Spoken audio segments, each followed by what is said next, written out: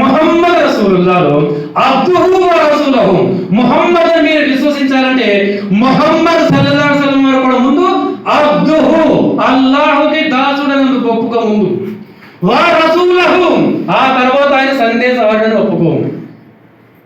ఎందుకంటే ఆయన సందేశవాహకుడని ఆయన సమక్షంలో నువ్వు సాష్టాంగపడతావేమో, ఆయన మొక్కుదాం అనుకుంటున్నావేమో, ఆయన ముందు సాష్టాంగ ప్రమాణాలు చేసుకుని దువా చేసుకుని సమాధానం ఆరగిద్దాం అనుకుంటున్నావేమో.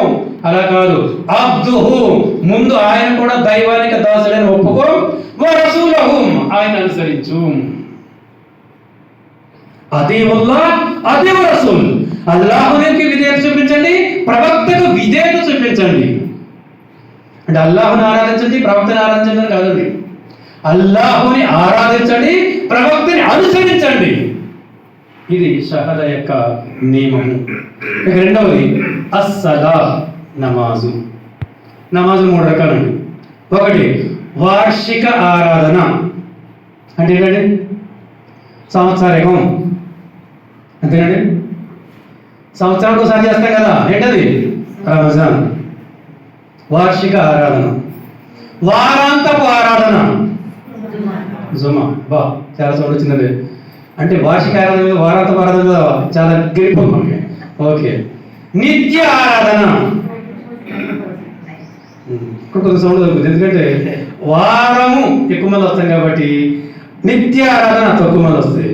అంటే అంతేనంటారా? సరే, ఇప్పుడు చూడండి, జనాలు అసలు అయిపోయింది. ఈ యొక్క కలిమాలో 5 కలిమాలో నమాజుని స్థాపించండి, ఉపవాసాలు పాటించండి, జకాతుని ఇవ్వండి, మక్కా యాత్ర చేయండి, కలిమ సాక్ష్యం చెప్పండి. 5 ఉన్నాయి. ఇందులో స్థాపించు అని ఏముంది? నమాజ్కే ఉంది. ఉపవాసాలు స్థాపించు లేదు, పాటించు. 1 నెల ఉన్నారంటే మళ్ళీ 11 నెలలకు మళ్ళీ ఉపవాసం లేదు, అదైపోయింది. 1 నెల ఉంది. జకాతు ఒకసారి ఇచ్చారంటే మళ్ళీ సంవత్సరం వరకు దాని పని లేదు, అయిపోయింది. హజ్ జీవితంలో ఒకసారి చేశారంటే అయిపోయింది. ఎప్పుడంటే జీవితంలో ఒకసారి. ఇవాళ పిక్నిక్ మోడల్ వెళ్తున్నారు, అది అనుకోండి, అది కాదండి. జీవితంలో ఒకసారి ఫరదులు పూర్తి చేస్తే అయిపోయింది, హజ్ అయిపోయింది. హజ్ పాటించు లేదు, ఉపవాసం పాటించు లేదు, అంటే జకాతు పాటించు లేదు. ఏది పాటించబడుతున్నాడు? నమాజుని స్థాపించు. నమాజు చేయమని గురుగా చెప్పారు కదా, నమాజుని స్థాపించు అంటే నిత్యము ఆ ఆరాధన ఎందుకు చేయమంటున్నాడు అని అంటే నిన్నుగా నడిపించి ప్రతి క్షణము నిన్ను కూడా నమాజు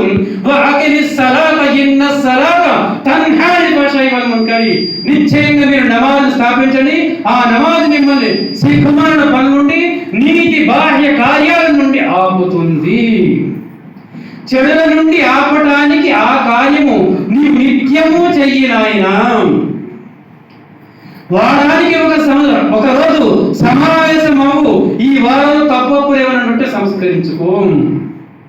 వార్షిక ఆరాధన ఉపవాసాలు పాటించు. ఆ ఉపవాసాల ద్వారా నీలో నిగ్రహ శక్తి, ఓర్పు, సహనము రావాలి అని ఈ ఆరాధనను దేవుడు ఏర్పాటు చేశాడు. కాబట్టి సంవత్సరానికి ఒక్కసారి వచ్చిన ఉపవాసాల మీద ఉన్న ధ్యాస నిత్య ఆరాధన మీద మనకి కొరబడుతుందంటే మనలో ధర్మం ఎంతవరకు అభివృద్ధి అయిందనే దానికి మనం ఆలోచించుకోవాల్సినటువంటి